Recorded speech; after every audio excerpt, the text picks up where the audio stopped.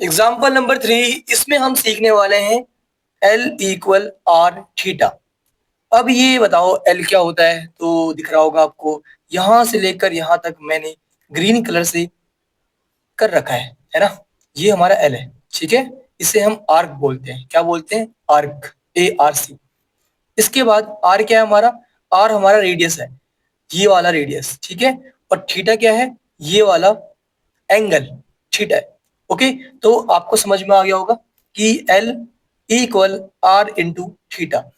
अब बात आएगी, सर ये बताओ, आपने कहा थीटा एंगल है, बिल्कुल, लेकिन थीटा की वैल्यू किस में होगी, डिग्री में होगी या रेडियन में होगी? समझे मैं क्या बोल रहा हूँ, नहीं समझ में आया, कोई बात नहीं, ध्यान से सुनो। यहाँ पे थीटा है, थीटा मतलब एंगल। एंगल हमने देखा है, सीखा है कि दो तरीके से हम निकालते हैं, डिग्री और रेडियन।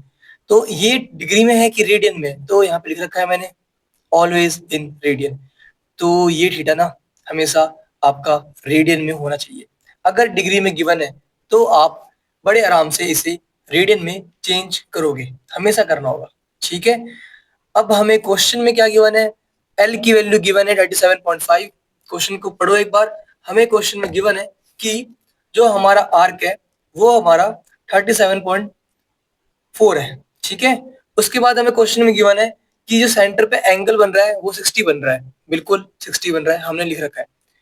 और हम जानते हैं कि आर इक्वल, देखो, आर इक्वल कहने से पहले एल इक्वल आर थीटा होता है, तो मैं यहाँ से लिखने वाला हूँ R equal L upon theta.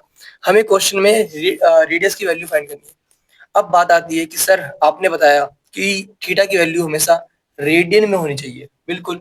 यहाँ तो हमें सर डिग्री में गिवन है, तो हम क्या करें, तो हम जानते हैं ना कि 1 डिग्री की वैल्यू क्या होती है, पाई अपॉन 80 रेडियन, है ना। 1 डिग्री इक्वल टू क्या होता है हमारा, पाई अपॉन 180 रेडियन। और हमें किसकी वैल्यू फाइंड करनी है, 60 डिग्री की। तो मैं 60 बोथ साइड मल्टीप्लाई करने वाला हूँ।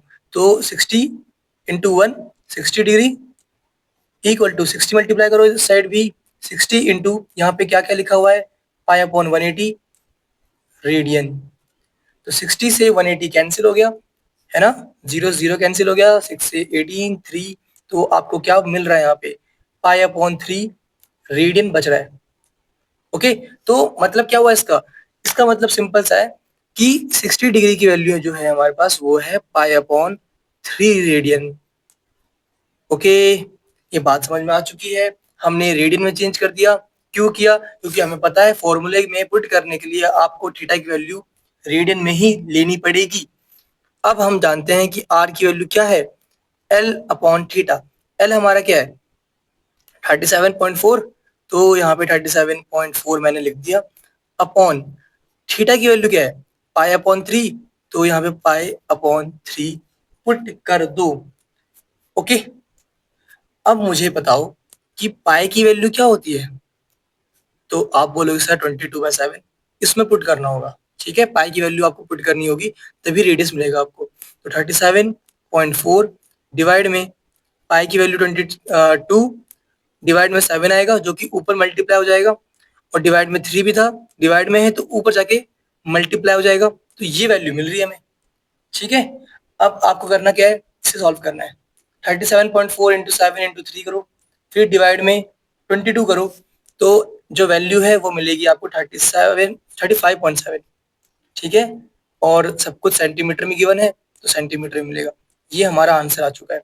ओके, बाकी बस ये इंपॉर्टेंट था, ठीक है।